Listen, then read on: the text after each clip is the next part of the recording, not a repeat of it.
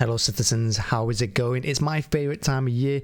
It's where Chairman Khaldoon Al Mubarak does his end of season interview, his end of season review, and we get to know what the club thinks about where we've been and where we're going as well. As fans, we tend to get a little bit carried away, we get stuck in the emotion during the season, and we can be a bit critical, or we praise the team a little bit too much.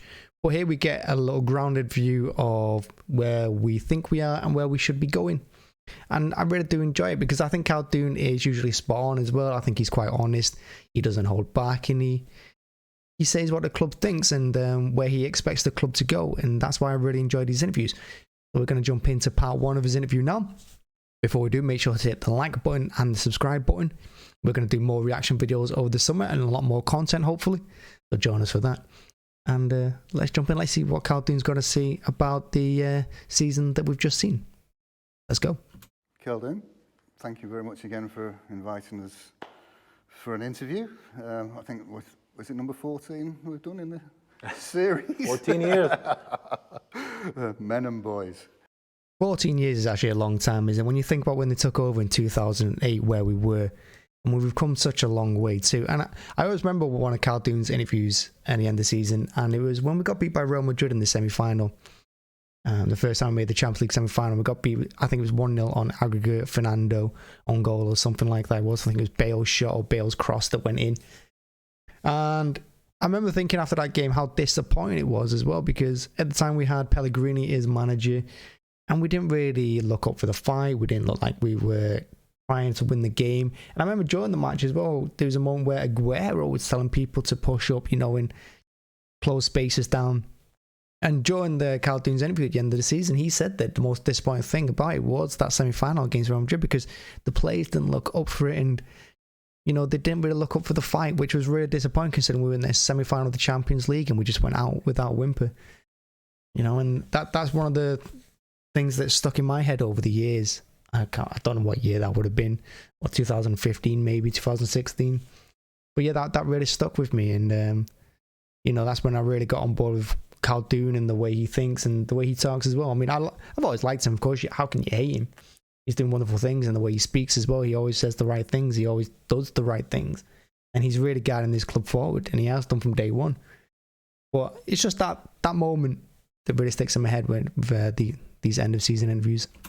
Can we go back to the last day of the season first, if we may? Heart rate back to normal? Stress levels okay? Yes. It took me about 48 hours. Now, before you get into this, that last day, being at the ground was immense, and I feel sorry for I don't feel sorry, but any City fan that left in the 75th minute, shame on you, and you missed the heck of the end of the season. But yeah, I mean, he's just said it was 48 hours to come down from it. I mean, it took me, I'm still not down from it, to be honest. I've watched the goals every day, I watch the highlights every day.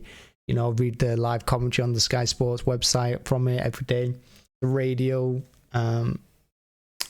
like TalkSport and that as well. I always listen to them. And I just I'll live it again, man. I'm doing that every single day at the moment, and it gives me goosebumps. And for me, it's up there with the Aguero moment. Now, I'm not saying it's better or worse than the Aguero moment, but I'm saying it's up there in terms of what we achieved and how we did it. And I mean, we looked dead and buried in that game. We really didn't look like we were going to achieve anything. And then all of a sudden we pull out 3 goals in 5 minutes, 36 seconds. It was crazy. And what was the overriding feeling during and after that? I was very confident coming in. The team is being in the right mind frame. Everybody was ready. I remember that day in the morning, you could see it in everyone's eyes. Everybody knew what needed to be done. And then the whistle blew and the game started. And then you had 90 minutes that felt like, or 94 minutes that felt like a roller coaster. Phenomenal game. 75 minutes, I don't know what was happening. You get these games sometimes where things just don't go your way. But I have to tell you, I was pretty confident. Even minute 75 in my mind, I was very confident. I'm very confident in this team and the manager. I knew we just needed 1 goal. Now, he says he's confident in the team, and of course we're all confident. We've seen City come back. We've seen us do it time and time again, and I thought the West Ham game the week before was a massive result for us. I know it didn't really mean anything, because even if we lost that game, we win against Villa, we win the league.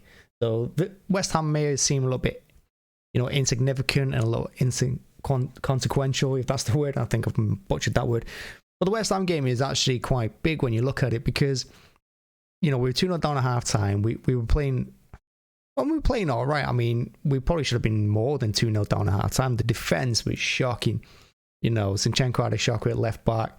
Fernandinho had a really, really bad game. And, we could have even lost that game, because don't forget there was a moment in the second half when he collects the ball, I think, out wide on the right, and he goes for a crazy back pass when he's off balance and not even looking, and he passes it straight to Antonio, who, puts it wide. So it could have been a lot worse for us that game. We probably should have lost it. But in the second half, the way the players fought back, the way the players drove forward, and the attacking players bailed out the defence in that game. They really did. Everyone stepped up. I thought Grealish played really well in the second half. Mahrez did. De Bruyne, of course, as well. Everyone really did play well. And it put us in a good stead for the Aston Villa game. And I think if the West Ham game hadn't happened like that, if we had gone down 2-0 or 3-0 and we hadn't had that fight back in the second half, maybe we would have lost this Aston Villa game. But again, 75 minutes gone and the defence was letting us down huge against West Ham. We were getting bullied. Fernandinho had a shocker the first half. Pep did really well to bring him off. And I think if he hadn't brought Fernandinho off, I don't think we would have won that game. So yeah, Pep made some really big substitutions, of course, and I thought every substitute, Zinchenko, he played really, really well when he came on. Gundogan, of course, got the 2 goals, legend forever now. And I thought Sterling even played well. But 75 minutes, unlike Khaldoon, I was not confident. I must say that I was thinking to myself, if we get 1 goal, we're likely to get a second. That's what I was thinking in my mind. But I couldn't see us getting 3, but I could see us getting 2. So, Khaldoon's more confident than I am. 1 goal, and the momentum was going to turn. At the end of the day, Aston Villa, I think, played an excellent game. There's no question about that. But let's not forget, we were playing for something. And while they had 2 goals and I think had a good position until the 75th minute, I knew the second we're going to score, we will have the momentum. The question is, how long before we score the first goal? Fortunately, it happened 76th minute. He does make a good point there. The earlier we score, because I was thinking to myself, if we do score 1, we're probably going to score 2. But I was thinking maybe score in the 80th minute, the 85th minute. Because even by the 75th, we didn't like we were going to achieve anything. When Sterling picks up that ball on the right-hand side from Jesus, it looked like he was going nowhere. It looked like he was dead. And then he whips out across it, falls to Gundogan at the back post. But I will say that the earlier the goal we scored, because we did score so early on, after Coutinho's goal probably saved us. I think if we'd scored in the 80th minute or later, that comeback might not have happened. We'll never know, of course, but, that's my opinion. Which even when we scored the first goal, you knew we had at least another 15 minutes to go. And with the way this team was playing, with the way the atmosphere just completely, it was unbelievable. It was electric. It was wonderful. And that's one of the things, actually, that doesn't get a lot of praise from City fans, because everyone will say it's empty had, and there's no City fans and all this and that. And we don't fill our ground, that I've never seen it full around me where I sit. But I will say, when that first goal went in, the crowd really did get pumped up and they really did get behind the crowd. I will say the crowd did not let the players down that day. Yeah, there's a lot of groaning, of course, and a lot of berating when the second goal went in from Coutinho.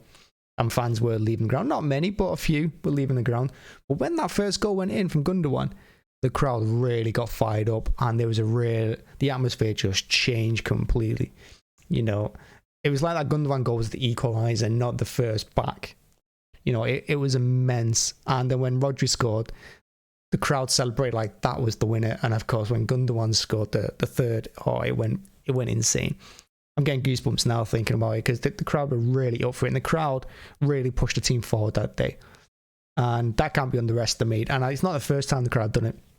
You think back a few weeks when we beat Newcastle 5-0, one of the things Eddie Howe said, and I think it's the first time I've ever heard an opposition manager mention it about us, is that how good the crowd were and how fired up the crowd were and how well the crowd pushed the players forward. Eddie Howe said that about the City fans when we beat them 5-0. So over the last few weeks, and I think from Tottenham onward, every home game has been immense for the crowd. So fair play for that. what would you say have been your standout moments of the season? Okay, let's see. Well, before I go standouts, I have to mention that our away form this season has been exceptional. 19 games played. We lost our first game away, and then didn't lose a single game. We won, I think, 14 games, and drew 4 and 1 loss, which is, I think, an exceptional thing to just mention here as we look at the season, because that's something that I'm very, very proud of, the way this team, away from home, continuously, I think, performed at a high level and delivered in difficult stadiums and difficult environments. Now, I will say as well, I'm on board with him there. The away form this season has been incredible. When you look at some of the results, beating Arsenal 2-1, that was a massive game and a huge, huge result. And you saw what it meant to the players when Rodri scored, when he ran to the Arsenal fans and celebrate. But to go to Old Trafford, go to Anfield, go to Stamford Bridge, and not get beat in them games, and come away. We dominated United at Old Trafford. I thought we deserved the win against Liverpool. I thought we were a better team. We dominated Chelsea at Stamford Bridge. Yeah, we got beat by Tottenham first game of the season, but you look at that starting lineup, we didn't have a pre-season. We missed so many players. So maybe that was always going to happen in that game. But to not lose from that point onward away from home, I think, says a lot about this team. Yeah, we had some shocking home results that shouldn't have happened. But away from home, you can't really complain at how the season's gone. I think we've done really, really well. And with Khaldoon now, I'm proud of how the players went away from home and they racked up the points. They did the job. And not just racked up the points, but I thought they were a better team in the majority of those games, particularly against the top 3. In terms of standouts, we've had many standouts this year. Really, it's been a great year. A lot of standout games. Of course, you have to start by the last game. The last game is, I thought 10 years ago that we would never see this again, or I thought I would never live through a 90 minutes like that 90 minutes 10 years ago. But to be honest, this goes very, very close. This game, Aston Villa, the last 15 minutes, but the whole 90 minutes, stand out. The way we dealt with the challenge, suffered, but then had the personality and had the attitude to come back and pull this incredible victory. Really, really special memory that I'll never forget. I think both Real Madrid games were standouts. Both. People will think, okay, maybe the home game for sure, but even the away game. As much as those last couple of minutes and the extra time, as difficult as that was, we showed a lot of personality in that game. It was very hard for me, obviously, being there and having Florentino Perez right next to me. I think he actually congratulated me in the 82nd minute. I mean, we had this, but that's football sometimes. But it was a standout game. The game at the Etihad was incredible, and certainly unforgettable from my perspective. The Real Madrid games for me, I see them a little bit differently there. I see them as huge disappointments because I think this is a year we could have won the Champions League. I don't think Liverpool were the best towards the end of the season. I thought we could have taken them. And to get beat by Real Madrid, it was disappointing. We won the home game 4-3, but they really shouldn't have scored 3 goals. Again, poor defensively. And playing Fernandinho at right back definitely did not help. And we also, we should have won that game by 5 or 6, in my opinion. Maybe I'm going a bit too high there, but we definitely should have won by more than 1 goal. And I think we lost it in the first leg, not the second. I know in the second leg we absolutely capitulated in the last 5 minutes. But again, even the second leg, we 1-0 up.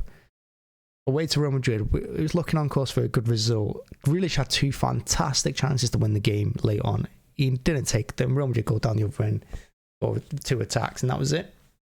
And of course, we give a really bad penalty away in the extra time, which we don't usually do, and I think it was Ruben, wasn't it? Very uncharacteristic of him. But the Real Madrid games, I feel more disappointment than pride with them. But, we go again next year. I look back, I think within the Champions League, we had a couple of really, really amazing games in the Champions League. The home game against PSG was a great game.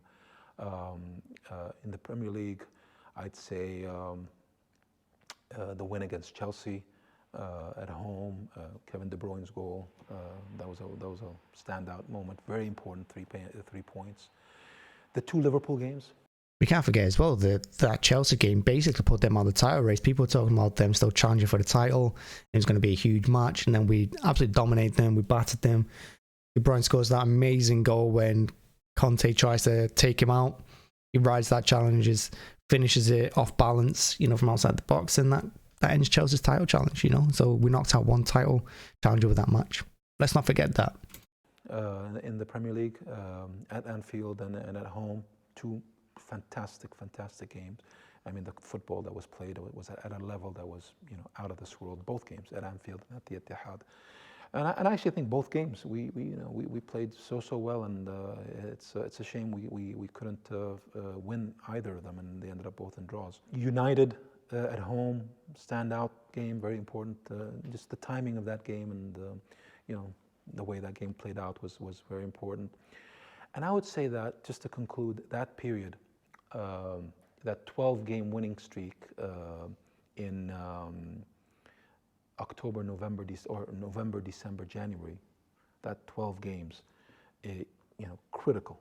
We won 12 games in a row, and I think that stretch was a standout stretch because it's it's the hardest part of the season, and winning that and showing the attitude, the personality to weather through the most difficult part of the season and really keep winning. I think that was a standout, and at the end, when you lead the league, the number of days we led, I think we thoroughly deserved winning at the end. The last few years in the winter months when we've absolutely dominated the league, when we've gone on winning streaks, I think that says a lot about this team as well, and the manager we've got, of course, is that, November, December, and January are the hardest months to win. The games come thick and fast. It's going to be a little bit different for Qatar next year, of course, because the World Cup's going to be in December. But we really have been brilliant in the winter months. And again, it goes under the radar a little bit. Not a lot of people talk about it, but I think it's brilliant that you can go on such a 12-game or 18-game winning streak a couple of years ago in them months. It's immense. And then to end the season the way we do as well, where we don't drop many points. These players are special. They really are.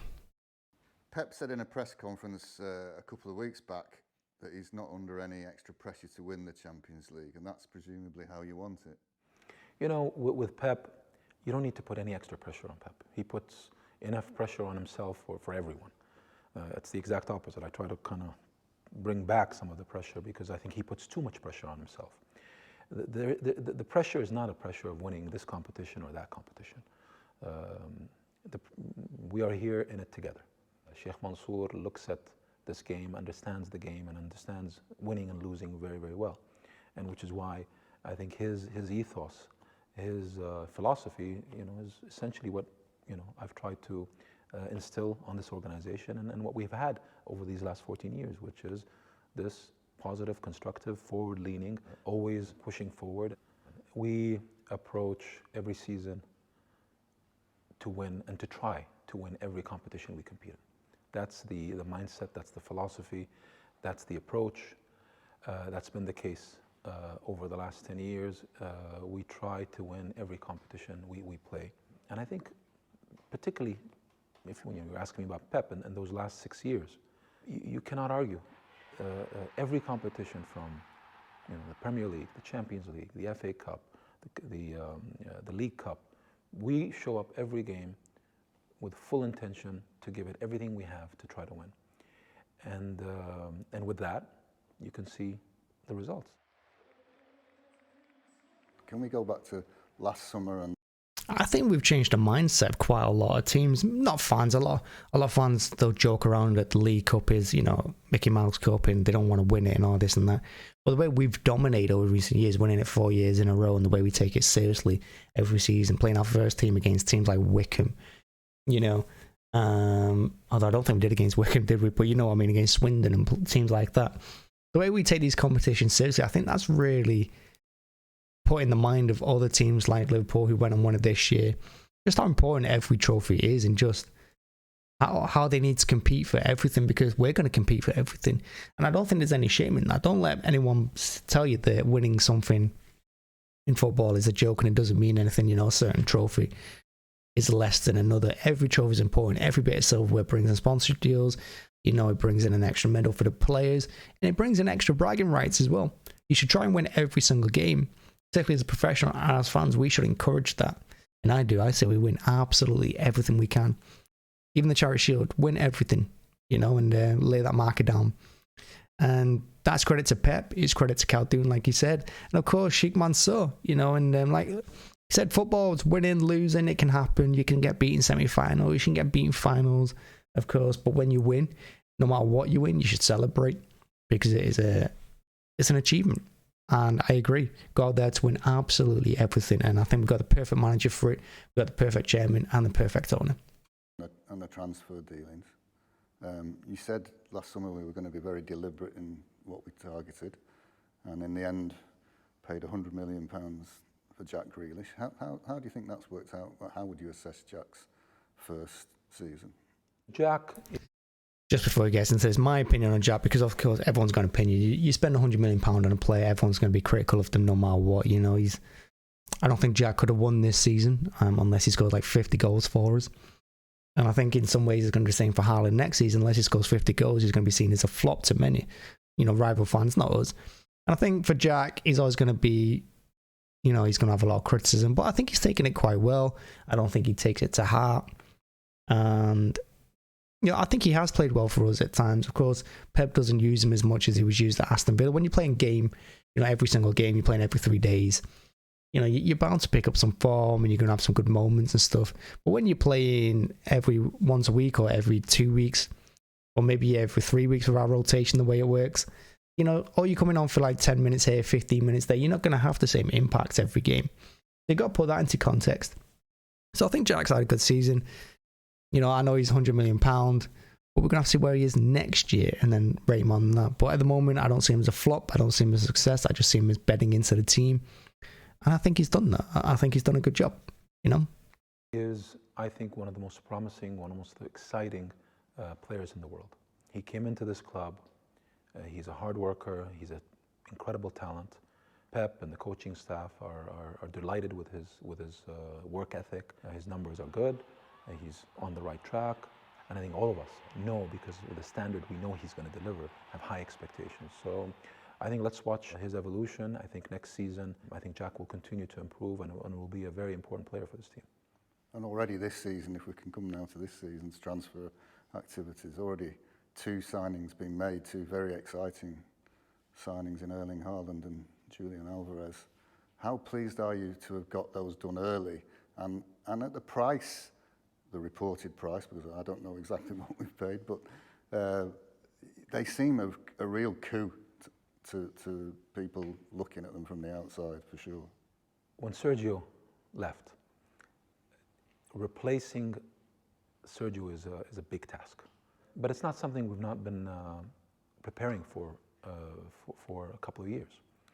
And I think we have a very strong scouting system. Our scouting team has shown over the years tremendous capability in analyzing and really scouting the type of talent that would fit our club and our team. You look at Julian Alvarez.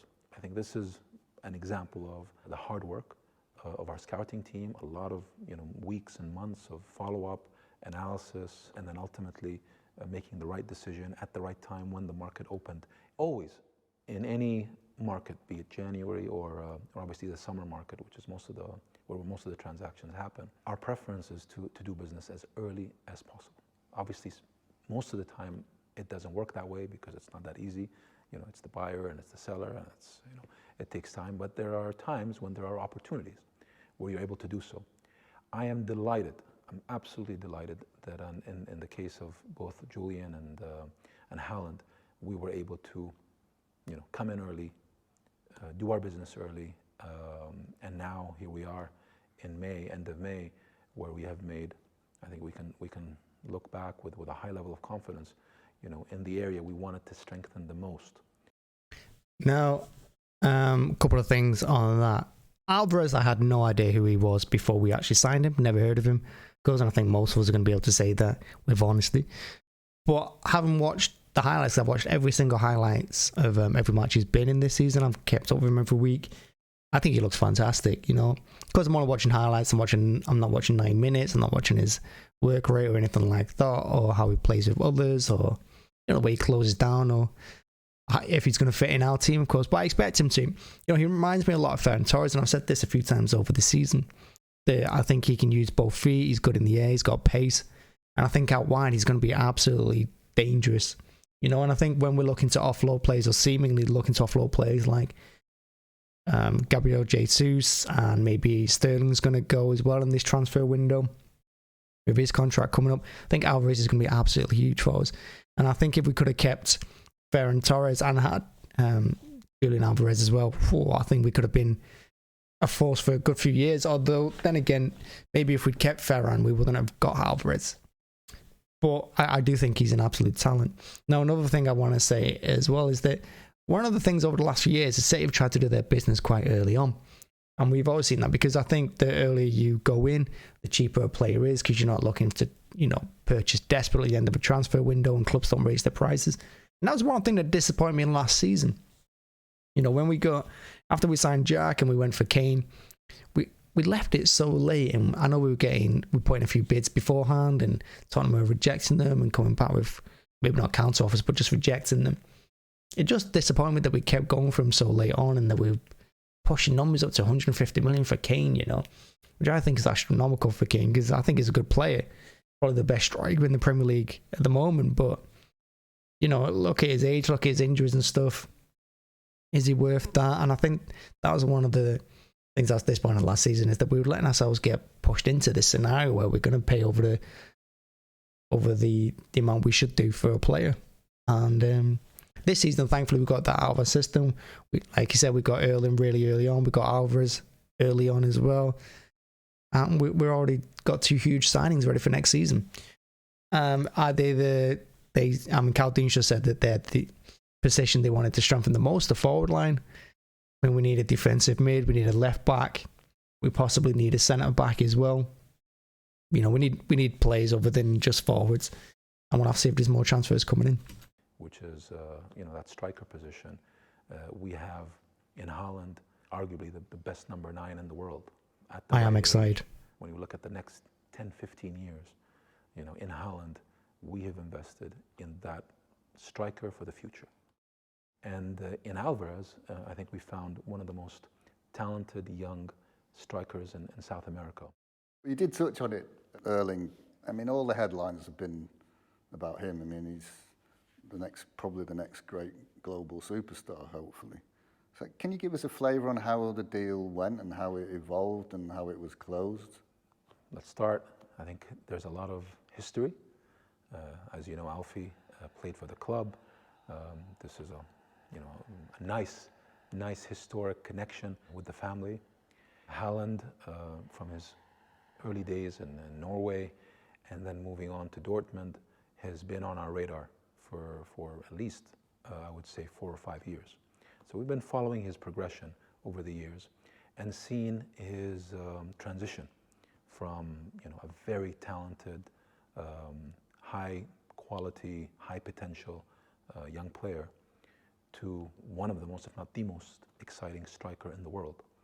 His performances at the highest level, once he's moved to Dortmund, in the Champions League, in the Bundesliga, his goal-to-minutes ratios is just phenomenal. His ability to play on his right, on his left, to score goals with his head, his speed, his physicality. I mean, he is a very, very unique, incredibly talented striker that I think the whole world has been looking at. And I would say every big team in the world wanted Haaland to join, and we're delighted, absolutely delighted that Haaland chose to join Manchester City. I think it's a testament to all the great work that's been happening in this club. It's a testament to the quality of this team, and it's a testament to, I think, Haaland not just being a great player, but I think a very smart player that saw the potential of what he can do and how he can develop further professionally, being part of this team, being coached under Pep Guardiola, and with the human infrastructure, the people, and the physical infrastructure, the training facilities, the stadium, and then, more importantly than all of that, the fans. I think he has a connection also to the fans. So that combined All these elements came together, and I think Haaland made what I think is a very wise decision in choosing to come to Manchester City. I think for us, it's a superb decision. We are getting truly, I think, a phenomenal player that will give us, I think, great memories, I know, for our fans on an ongoing forward basis, because he will fit very nicely with this group. And when we Now, Haaland, like you said there, everything's combined perfectly, hasn't it? You know, we got Alfie, who played for us, and he's remembered fondly by the City fans, of course, and we can't forget that picture of Erling as a kid wearing a City shirt, you know, so that's really helped out as well. And I think where we're going, and it does show a testament, like a number of teams, you know, just don't think it was City that went in for him. A lot of teams would have gone in for Haaland, you know, United, Liverpool. I bet you they all looked at him, they all talked to him. And the fact that he's chosen us is absolutely huge. And I think maybe we helped a little bit the fact that Real Madrid decided to go for Mbappe ahead of Haaland, and then that's kind of backfired on them because Mbappe decided to stay at PSG because of them astronomical wages he's being paid. But Erling coming to us is pretty big, and you know, I do agree with Khaldoon there. Everyone's kind of been a perfect storm, you know, and I think what we can take away from this as well that he's not mentioned is that possibly a huge reason that Erling's come is to play under Pep, because I think Pep is a huge attraction to any player these days, and I think possibly this could be a sign that Pep's going to stay for another 2-3 years.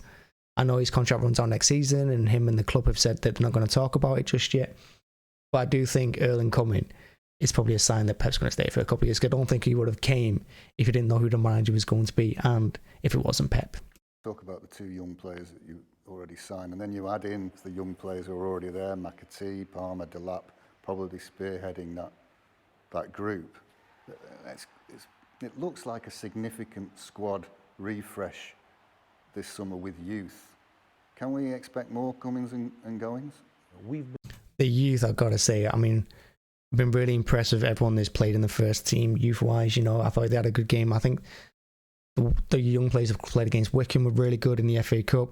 You know, Delap looks like an absolute talent if he can get on the pitch. Palmer's played really well for us when he's come in. You know, he's got a couple of goals as well. And I think McAtee could be a real good talent too. And I do want to see more of them next season, because it depends on who comes in and who goes out. It's tough to play the youngsters in the Premier League, because you know that if you drop any points, we can't win the league. The benchmark we've set in the Premier League is so high that if you lose 3-4 games now in the season, you're probably not going to win the league. I understand why Pep doesn't play the youth, but I like to see them embedded in a little bit more and get more minutes. Been very, I think, deliberate over the years in how we freshen up the squad, how we continuously improve the team very deliberately, how we then infuse it with talent from the academy. It took a while. It took a while to get the academy going. You know, these things take years. We invested. We were patient.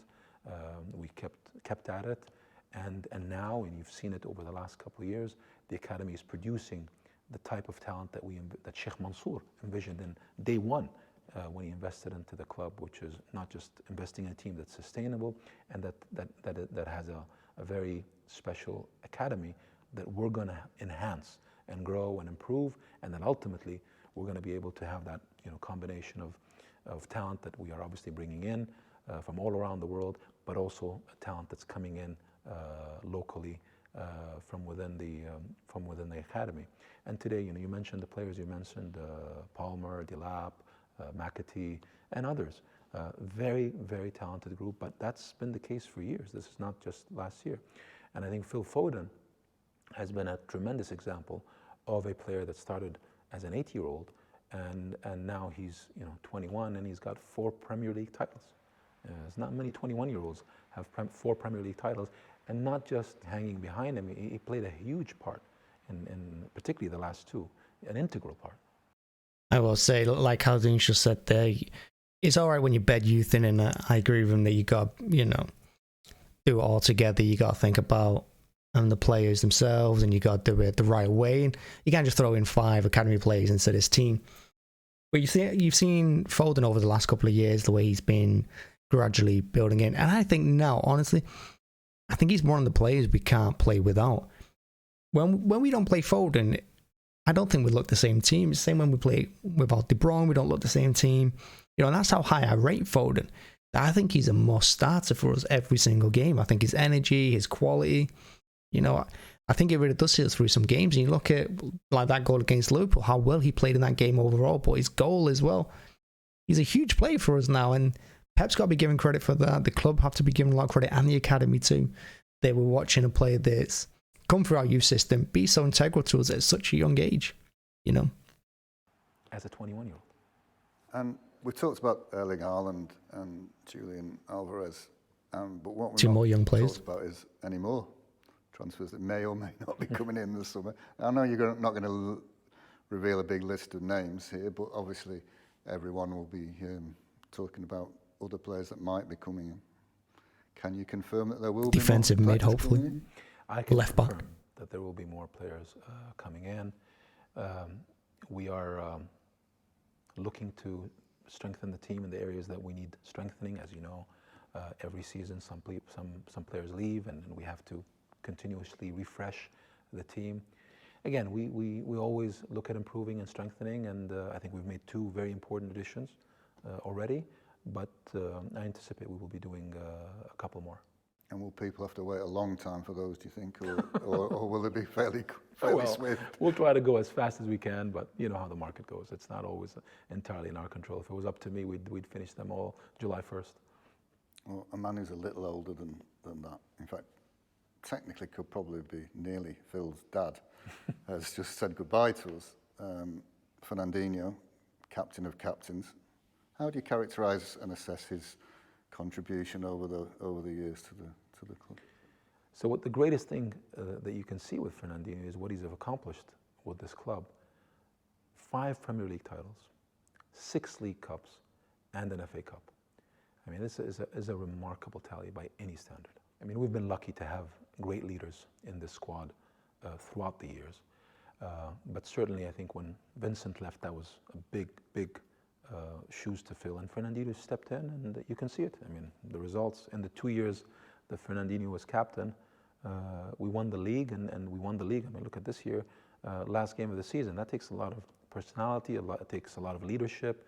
You know, Champions League finalist, Champions League semi-finalist. I mean, he's been a remarkable player, a remarkable captain, remarkable leader, fantastic individual. And he will be missed by everyone in this organization, because he was that silent leader, always spoke, with his actions. Fernandinho, I mean, I think he's had a great career with us. I think he's done fantastically well. I think we've needed him over the years. He's one of the best defensive midfielders the league has ever seen. And he's definitely one of the best defensive midfielders we've ever had. And I think he has been important, and he's got some massive goals. He's done some massive moments for us. But this season has just shown that it's time for him to move on. He's done the right thing. Like Khaldoon said, we've won 2 leagues with him as the club captain, which is phenomenal for him, because replacing Vinny isn't an easy job. And it's clear that behind the scenes, he's really popular. He's really impressive as well, and people look to him for leadership. And it's clear to me that he is a leader. He does lead the team, and Pep said over many times that he's very important to him and that he needs him in the dressing room. But on the pitch, some of his performances this season, especially at the end, have been shocking. And I think it is time that he goes. But with no malice or, negativity or anything like that. He's been a great servant. I stayed there when he did his speech. Bit of a tear in my eye. It's sad to see him go. But I'll always remember him for the player he was for us. And of course, hopefully one day he comes back as a coach. You never know. And like I said, he's going to be loved by everyone. And he's going to be missed. But football moves on. We move on. And it's time that he does as well. But thank you, Fernandinho. Just wanted to say that. Always was the good example for everyone, and particularly for the younger players. He's been a great inspiration to all the young players in the academy and elsewhere. And I think everybody looks up to him. He's going to be dearly missed, that's for sure. So back to my annual question, Khaldoon, about Pep and his future. Already the chat has started about, will he stay beyond the year that's left of his contract, or won't he? It's a question that I think fans will be asking themselves. Pep, he's never stayed as long as he has stayed with any club, be it Barcelona or Bayern Munich. as he stayed with Manchester City. So, you know, your question is perfectly valid. Perfectly valid 3 years ago, perfectly valid last year, and of course valid this year. This is a partnership that's done wonders over the years. It's a partnership that we're approaching now its 7th year. Next year is going to be another, I think, exciting chapter of this partnership. And we're enjoying every moment of it. We're achieving great things together, and this conversation will be had at the right time, at the right pace, and with the pace and time and framework that works for Pep. Well, I'm hoping that I'm asking. You know, I'm, of course, like all City fans, we hope he stays for another 10, 15 years. And I think every year he stays, the Premier League are just, you know, they're terrified of him. And I think, as well, he's probably the only person that could have stopped Liverpool winning the league. You know, we've beaten Liverpool, is it 3 years now that we've beaten them by 1 point or something like that? I think he's the only one that could have stopped Liverpool winning those trophies. So, fair play to Pep, honestly. He's taken the league onto a new level. And I think when we hit that 100-point mark, it would have set a benchmark. And I don't think, even though we've not hit 100 points since, you know, no, we're the only team ever to hit 100 points, of course. I think the levels we played at are exactly the same. I don't think we've dropped. I don't think the players' hunger's dropped. I don't think Pep's hunger has dropped. And it just shows what manager he is and the level of motivation he has and determination, that he just wants to go again and he demands perfection.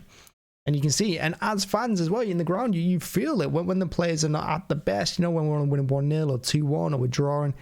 The fans demand more because we're used to more now over the last few years. And to have Pep for such a long time, no one would have thought. I would have thought we only had him for 3 years. What's happening for going on 7? That is crazy. So I say another 10 years. Can you again in 12 months' time? That same question for the 4th year running. But in the meantime, he's operated this season with a slightly smaller squad than normal, and you know, you've told us that there may be more transfers coming in. Was that by design? It just seemed like people think Manchester City hoard players, have 3 players for every position, and it's not really been the case. I've said this so many times that everyone goes on about how we've got 3 world-class 11 teams. We do not.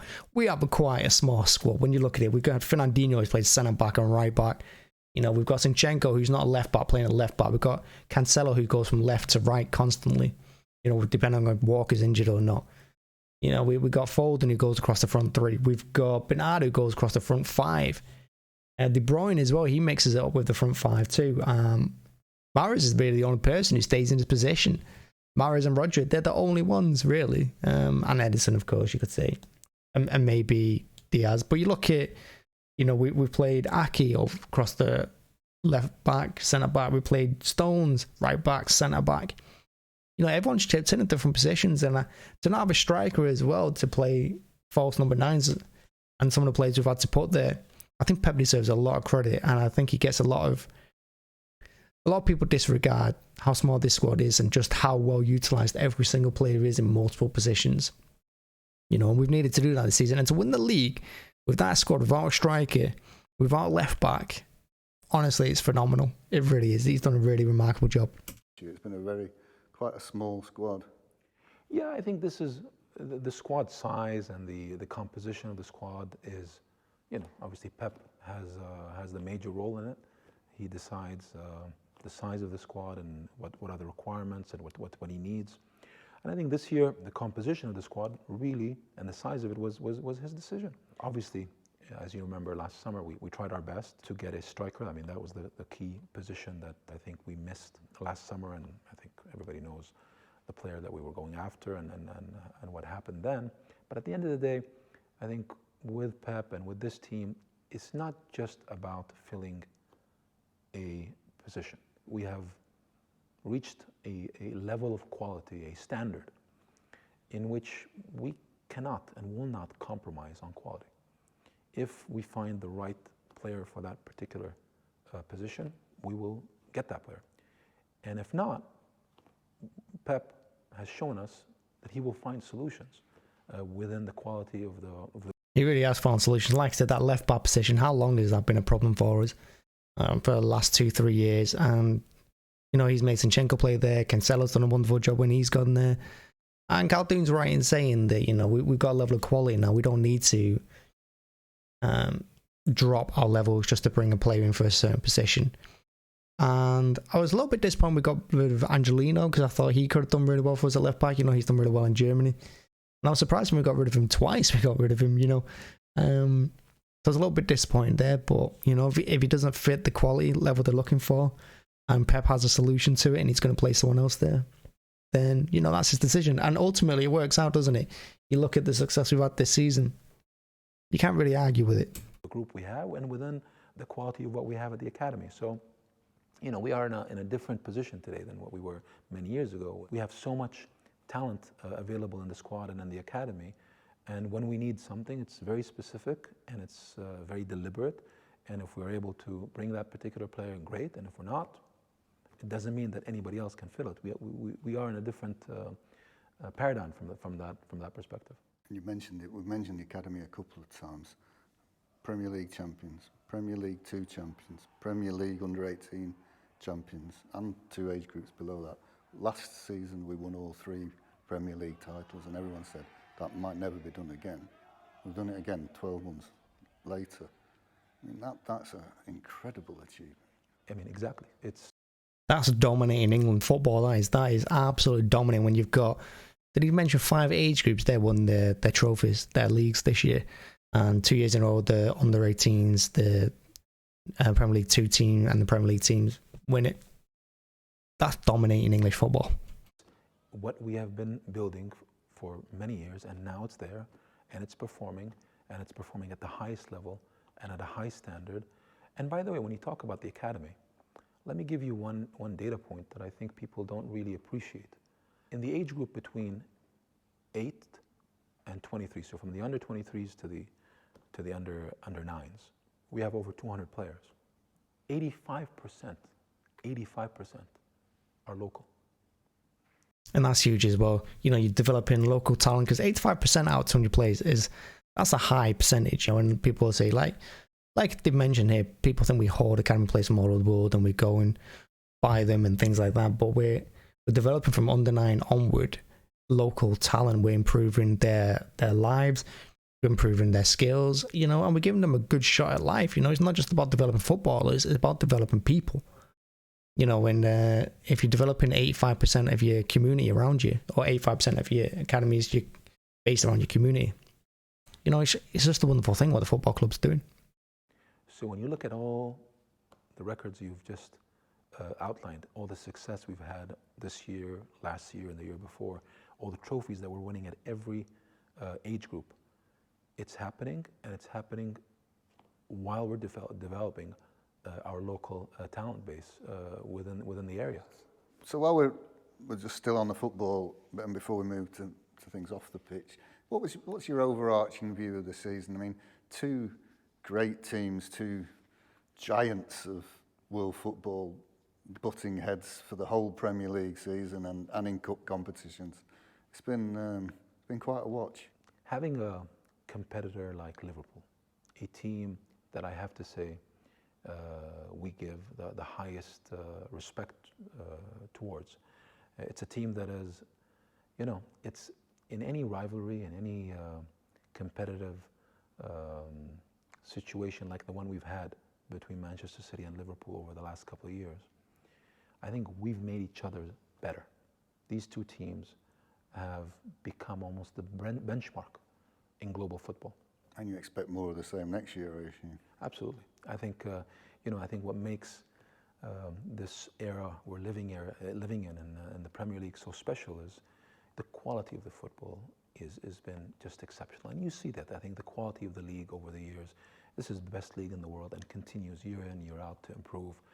And within that, you know, we've been, I think, all privileged to see such 2 competitors really play at the level and quality that we've seen over the last couple of years, and really continuously pushing each other to the next level. You know, Chris, we won the league on Sunday.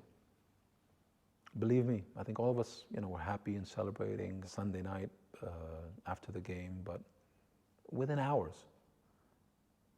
the conversation between me, Farhan, Pep, Cheeky was about next year and how we can keep improving the team and how we're going to approach next year. So our mindset, while celebratory, it immediately flips to the next page, which is the future. How do we keep being competitive? How do we keep improving and strengthening?